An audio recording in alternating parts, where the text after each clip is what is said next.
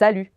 Aujourd'hui, nous allons nous pencher en profondeur sur les différentes sortes de transactions en mettant l'accent sur la manière dont elles sont capturées et autorisées. Démarrons avec un aperçu des transactions à une seule phase, que nous désignons comme des ventes.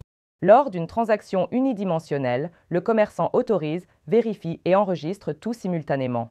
Le client navigue sur le site et veut acheter un produit ou un service que le commerçant met à disposition. Il saisit donc ces informations de carte, effectue le paiement et le produit est livré. Cependant, du point de vue du commerçant, le processus est un peu différent. Le client est sur le site, le commerçant reçoit une demande de paiement, la transaction est réalisée et le produit est livré. Cela semble simple, mais les transactions unidimensionnelles peuvent poser des problèmes aux commerçants. Prenons l'exemple où une transaction est effectuée et quelques secondes plus tard, le commerçant reçoit une alerte indiquant que la transaction était frauduleuse. Étant donné que le débit a déjà été traité via une transaction unidimensionnelle, également appelée vente, le commerçant doit procéder à un remboursement, ce qui peut être coûteux. Étant donné qu'il s'agit d'une escroquerie, le fraudeur ayant passé la commande va probablement demander un remboursement dans les jours qui viennent. Dans cet exemple, la transaction à une phase ne laisse pas au commerçant le temps de vérifier, le rendant vulnérable aux rétrofacturations et lui causant des frais de remboursement. Après avoir pris connaissance des risques liés aux transactions unidirectionnelles, nous allons aborder l'approche à deux phases, aussi appelée autorisation avec capture, qui donne au commerçant une protection supplémentaire. Dans une transaction à deux phases, l'autorisation se fait d'abord, suivie de la vérification, puis de la collecte des fonds. Voici comment le processus fonctionne. Le client est de nouveau sur le site. Le commerçant reçoit une demande de paiement. L'autorisation est effectuée. Le montant est bloqué sur le compte bancaire du client, mais aucun argent n'est transféré. Le commerçant vérifie ensuite le client et évalue la probabilité de fraude, ce qui peut prendre jusqu'à 7 jours. Le montant est pris et le produit est livré. Avec ce processus de transaction, le commerçant a le temps de vérifier la demande de paiement du client et ensuite de vérifier le score de fraude. Le commerçant informe ensuite le client de la transaction pendant que les fonds sont sécurisés.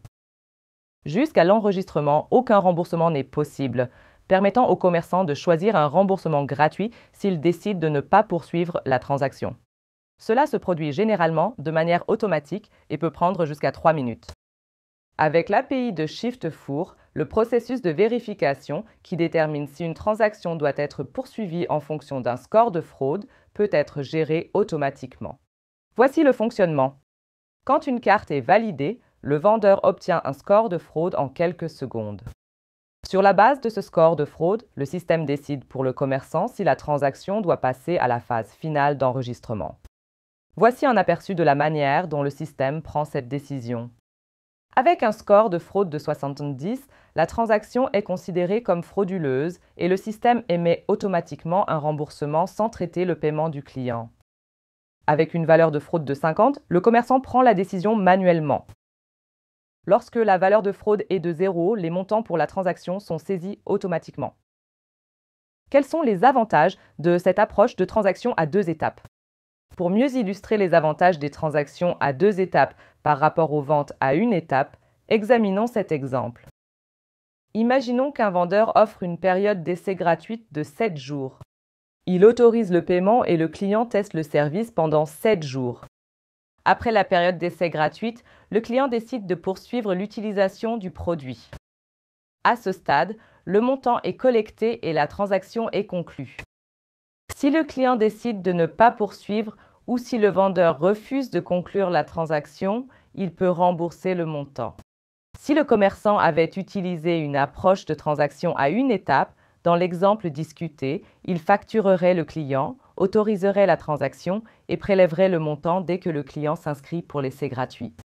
Dans le cas où la charge est considérée comme frauduleuse ou si le client décide de demander un remboursement après la période d'essai, le commerçant est tenu de couvrir les frais et le temps engagé pour contester ce remboursement. Comment économiser des centaines d'euros? Jetons un œil à l'exemple que nous avons mis en avant.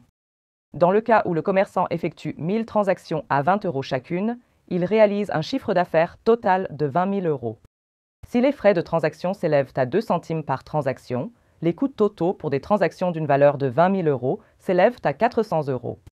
Si le commerçant a généralement un taux de rétrofacturation de 1%, alors mes 1000 transactions entraînent 10 rétrofacturations. Supposons que chaque rétrofacturation coûte 25 €. Alors 10 rétrofacturations à 20 € chacune plus les frais de rétrofacturation s'élèveraient à 450 €.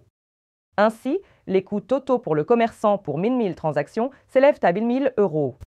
Il convient de noter que le temps, l'énergie et les ressources dépensées pour contester cette rétrofacturation ne sont pas inclus. Comment économiser avec des transactions à 2 étapes? Comme tu peux le voir, les ventes à une étape peuvent entraîner des pertes financières considérables pour les commerçants. En utilisant l'autorisation et la capture Shift4, les commerçants peuvent économiser beaucoup d'argent. Cet outil permet de diminuer les rétrofacturations des commerçants d'environ 60%.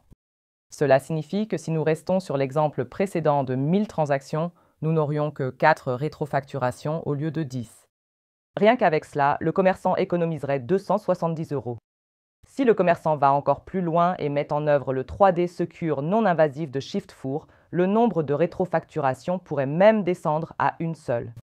Cela signifie que les coûts pour le commerçant dans l'exemple ne seraient que de 45 € pour 1000 transactions au lieu de 450 €. Cela représente une économie de 405 €. En résumé, les services d'autorisation et de capture de Shift4 améliorent les processus commerciaux, aident les commerçants à économiser de l'argent et garantissent la sécurité de l'entreprise. Pour plus d'informations sur cette fonctionnalité et d'autres, consulte notre site web. Merci de regarder.